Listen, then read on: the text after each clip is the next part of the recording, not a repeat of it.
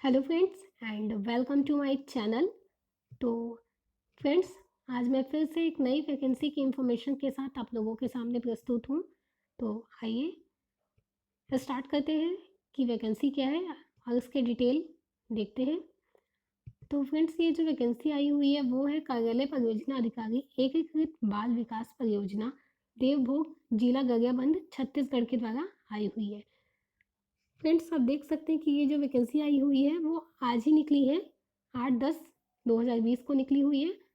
Vacancy की जो post है वो है आंगनबाड़ी कार्यकर्ता और आंगनबाड़ी सहायिका और आंगनबाड़ी सहायिका के पोस्ट पे इस पर नियुक्ति की गई है।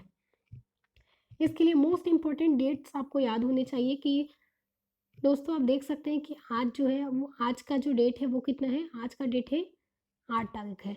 और वैकेंसी के लिए आपको जो फॉर्म डालना है या फॉर्म जो आपको भेजना है वो 12 अक्टूबर से आपको भेजना है। कब तक? 26 अक्टूबर तक। 26 अक्टूबर आपका लास्ट डेट है। तो अभी से ये आप मान लीजिए कि 8 अक्टूबर से लेके आपके पास 26 अक्टूबर तक का टाइम है। आप ये वैकेंसी को 26 अक्टूबर तक क्या कर सकते हैं, या तो आप बाय हैंड जमा कर सकते हैं, आप जाके वहाँ हाथों हाथ दे सकते हैं, कार्यालय में सीधे आप दे सकते हैं, या स्पीड पोस्ट कर सकते हैं, या रजिस्ट्री भी आप कर सकते हैं। ये जो फॉर्म है ये कम्प्लीटली ऑफलाइन फॉर्म है, इसलिए आप इसे ऑफिस में जाके हाथों हाथ दे सकते हैं, हाथ में वहाँ दे सकते हैं ऑफिस में जाके। अब देख लेते हैं ये जो वैकेंसी है ये कितनी पोस्ट के लिए निकली है। तो ये जो मिनी आंगनबाड़ी कार्यकर्ता है इसके लिए केवल एक ही वैकेंसी निकली हुई है, जो कि उसी पानी विसी पारा मिनी के लिए निकली हुई है। और आंगनबाड़ी सहायिका रिक्त पद जो है इसके लिए 10 है।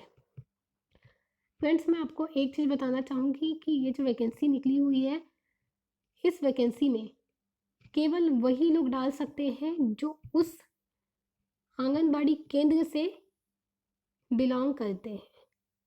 आंगनबाड़ी केंद्र से बिलोंग करते हैं, उस ग्राम या उस वार्ड से बिलोंग करते हैं, या उस ग्राम या उस वार्ड से में रहते हैं। ये केवल उन्हीं लोगों के लिए वैकेंसी है,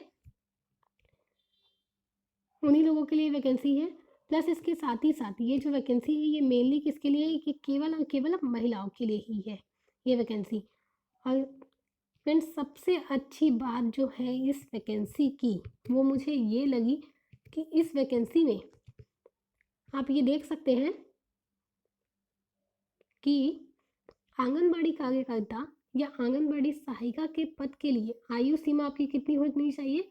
18 से 35 होगी, ठीक है। प्लस उसके साथ ही साथ सबसे अच्छी लाइन जो है इस वैकेंसी की जो मुझे लगी वो अब मैं आपको बताना चाहूँगी कि वो है आयु की गणना आवेदन आमंत्रित करने की सूचना जारी होने की तिथि से की जाएगी।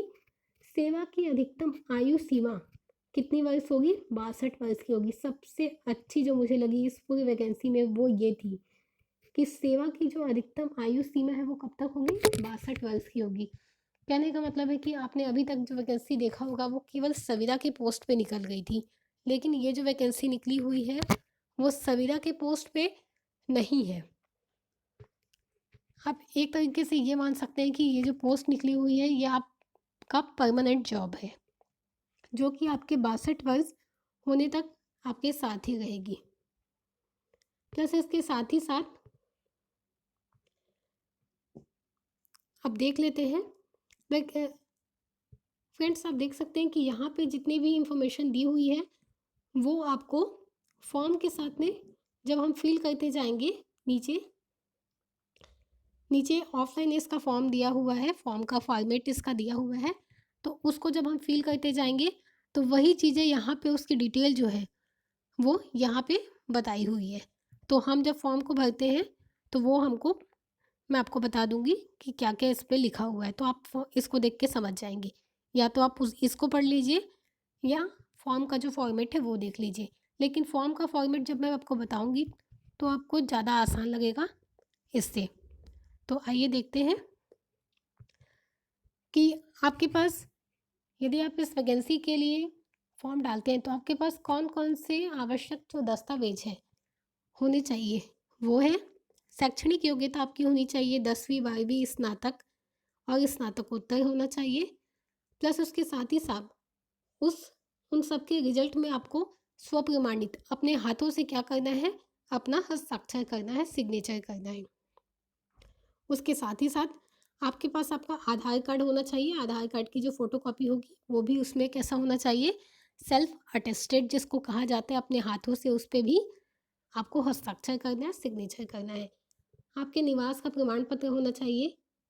ग्रामीण और नगरीय क्षेत्र के लिए सक्षम अधिकारी के द्वारा जारी किया गया एक निवास का प्रमाण पत्र होना चाहिए। आप किसी भी टाइप का एड्रेस प्रूफ दे सकते हैं, फ़ोन बिल, बिजली बिल, राशन कार्ड, आधार कार्ड, ये सभी दे सकते हैं। और जो भी महिला यदि विधवा है तो उनके लिए विधवा प्रमाण पत्र उनका होना चाहिए। शहरी क्षेत्र के लिए सक्षम अधिकारी के द्वारा जारी व ग्रामीण क्षेत्र के लिए सरपंच सचिव के द्वारा जारी तथा पर्यवेक्षक के द्वारा सत्यापित किया हुआ अनुभव प्रमाण पत्र है। यदि आपने इससे पहले भी कहीं आंगनबाड़ी में काम किया है तो आपके पास कितने सालों का अनुभव है उसका आपके पास प्रमाण पत्र होना चाहिए,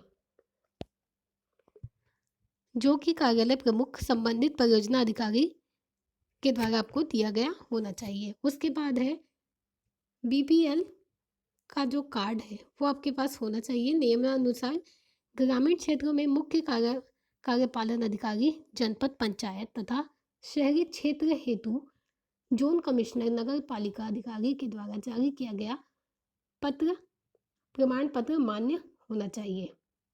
ठीक है, देख लेते हैं आगे है 2 बच्चियों वाली महिलाएं। पहला है शहरी क्षेत्र के लिए सक्षम अधिकारी और ग्रामीण क्षेत्र के लिए सरपंच के द्वारा प्रमाणित तथा पर्यवेक्षक के द्वारा सत्यापित एवं आवेदिका द्वारा शपथ पत्र। यदि आपके 2 बच्चे हैं तो आपको ग्रामीण क्षेत्र और शहरी क्षेत्र में दोनों के लिए ही आपको सत्यापित एक शपथ पत्र इस पे देना पड़ेगा कि आपके 2 बच्चे हैं। ठीक है, उसके बाद किसी भी खेल में राज्य स्तरीय या फिर राष्ट्रीय स्तर में आपने यदि प्रतिनिधित्व किया है, किसी भी खेल में नेशनल आपने खेला है या स्टेट लेवल पे आपने खेला है, प्लस उसके साथ ही साथ आपने एनसीसी, एनएसएस या स्काउट गाइड में आप थे, तो सक्षम अधिकारी के द्वारा जो प्रमाण पत्र आपको जारी किया गया है उसमें भी आपको ये डिटेल देना है। उसके बाद है जाति प्रमाण पत्र। जाति प्रमाण पत्र नियमानुसार छत्तीसगढ़ के द्वारा जो जारी किया गया जाति प्रमाण पत्र है वो भी आपके पास होना चाहिए। और लास्ट है शासन के द्वारा मान्यता प्राप्त संस्थान। शासन के द्वारा मान्यता प्राप्त संस्थान ECCE न्यूट्रिशन मनोवैज्ञानिक में डिग्री डिप्लोमा प्रमाण पत्रधारी, ये भी कैसा होना चाहिए, स्वप्रमाणित होना चाहिए। अब आगे देख लेते हैं फ्रेंड्स, ये जो फॉर्म है वैकेंसी, इस फॉर्म को ऑफलाइन आपको ये जो दिखाई पड़ रहा है इसको आपको क्या कर लेना है, इसकी फोटोकॉपी निकाल लेना है। इसकी फ़ोटोकॉपी निकाल लेना है और इसकी फ़ोटोकॉपी निकाल के आपको इसी फॉर्म को भर के एक लिफाफे में डाल के आंगनबाड़ी कार्यकर्ता, मिनी आंगनबाड़ी कार्यकर्ता का ये आवेदन पत्र है, जिसको आपको कहाँ भेजना है, जिसको आपको भेजना है परियोजना अधिकारी एकीकृत बाल विकास परियोजना देवभोग जिला गरियाबंद को प्रेषित करना है। ठीक है, तो देख लेते हैं फॉर्म। इस पे आवेदिका का नाम स्व हस्ताक्षरित फोटो चस्पा करना है। यहाँ पे आपको अपना फोटो लगाना है पासपोर्ट साइज का, उसके ऊपर आपको अपना सिग्नेचर करना है। नेक्स्ट है पद नाम जिसके लिए आप आवेदन किया गया है, कौन से पद के लिए आप फॉर्म भरने वाले हैं। यदि आप आंगनबाड़ी कार्यकर्ता के लिए फॉर्म भरने वाले हैं तो ये लिखेंगे। यदि आप आंगनबाड़ी सहायिका के लिए फॉर्म भरने वाले हैं तो आप ये लिखेंगे। दोनों में से आप जिस पोस्ट के लिए डालना चाहते हैं आप वो लिखेंगे। नेक्स्ट है जिस केंद्र के लिए आवेदन किया जा रहा है उस आंगनबाड़ी केंद्र का नाम। मैंने आपको बताया था जो केंद्र का नाम है, जिस केंद्र जिस वार्ड या ग्राम से आप बिलोंग करते हैं, जहाँ रहते हैं, केवल उसी केंद्र या उसी ग्राम या उसी वार्ड का नाम ही आप यहाँ पे लिख सकते हैं। उस ग्राम का नाम क्या है, ग्राम पंचायत का नाम क्या है, वो आपको लिखना है। उसके बाद में 5वें वाले नंबर पे आपको आवेदिका का नाम, मतलब कि अपना अपना खुद का नाम लिखना है, पिता या पति का नाम लिखना है। उसके बाद जन्म तिथि लिखना है। जन्म तिथि के बाद आपको लिखना है अपनी आपकी आयु क्या है और आप कौन सी जाति के हैं, सामान्य, अनुसूचित जाति, अनुसूचित जनजाति या अन्य पिछड़ा वर्ग के हैं। उसके बाद यदि विधवा है तो विधवा को विज्ञापन की जो कणिका है, जिसको मैंने बताया था कि आपके पास एक प्रमाण पत्र होना चाहिए, ठीक है। आपके पति का क्या है, मृत्यु का प्रमाण पत्र आपके पास में होना चाहिए, ये भी आपको संलग्न करना पड़ेगा। और नेक्स्ट है इसमें स्थानीय निवासी संबंधी प्रमाण अद्यतन मतदाता सूची क्रमांक आपका क्या है वो आपको देना पड़ेगा। मतदाता सूची में आपका नाम कौन से नाम से जुड़ा हुआ है वो आपको बताना पड़ेगा, तथा इसके साथ ही साथ अन्य प्रमाण पत्र भी आपको इसमें देना पड़ेगा। उसी ग्राम अद्यतन मतदाता सूची में नाम दर्ज हो तो प्रतिलिपि अथवा समक्ष अधिकारी के द्वारा जारी किया गया प्रमाण पत्र। कहने का मतलब है कि आप जिस ग्राम में हैं, उस ग्राम में आपके मतदाता सूची में कौन सा नाम आपका जुड़ा हुआ है, किस नाम से आपका नाम है मतदाता सूची में, उसकी आपको एक फोटोकॉपी निकलवा लेनी है। उसके बाद है गरीबी रेखा सूची में नाम दर्ज होने संबंधी प्रमाण पत्र का सर्वे। सूची क्रमांक क्या है आपका, यदि बीपीएल कार्ड में आपका नंबर है, नाम जुड़ा हुआ है तो उसका नंबर क्या है वो आपको लिखना है। उसके बाद गरीबी रेखा में दर्ज आपका नाम क्या है वो लिखना है। नाम दर्ज वाले से आवेदिका का संबंध, यदि आपके हस्बैंड है तो उनसे आपका क्या संबंध है, आप उनकी पत्नी होंगी, क्योंकि ये पोस्ट जो है केवल और केवल महिलाओं के लिए ही है, ठीक है। तो आवेदिका से उसका संबंध बताना है। उसके बाद में स्थायी पता आपको देना है, अपने वार्ड का क्रमांक सहित देना है। उसके बाद ग्राम पंचायत का नाम, वार्ड का नाम, ग्राम का नाम, आपका कौन सा पारा है, कौन सा टोला है, ये सब आपको यहाँ पे इसका डिटेल देना है। उसके बाद में आपकी जो शैक्षणिक योग्यता है उसकी आपको स्व प्रमाणित प्रतिलिपि लगानी है। कहने का मतलब है अपने हाथों से हस्ताक्षर उस पर करना है अपने मार्कशीट रिजल्ट पे।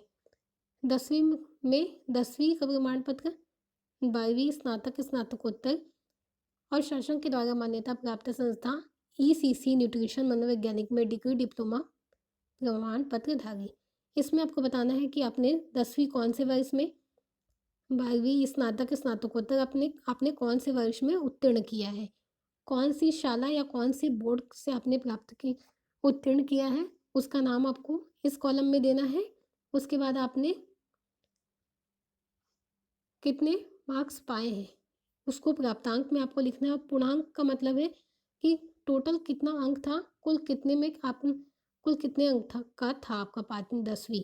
यदि 10वीं जो है वो मेनली क्या होता है 500 का होता है, तो आप पूर्णांक में 500 लिखेंगे, और आपने यदि प्राप्तांक में 490 पाया है तो 490 आप प्राप्तांक में लिखेंगे। उसके बाद है प्राप्तांक अंकों का आपको क्या निकालना है, प्रतिशत, इस कॉलम में लिखना है। अब आगे देख लेते हैं सहायिका होने संबंधी कार्य अनुभव का विवरण।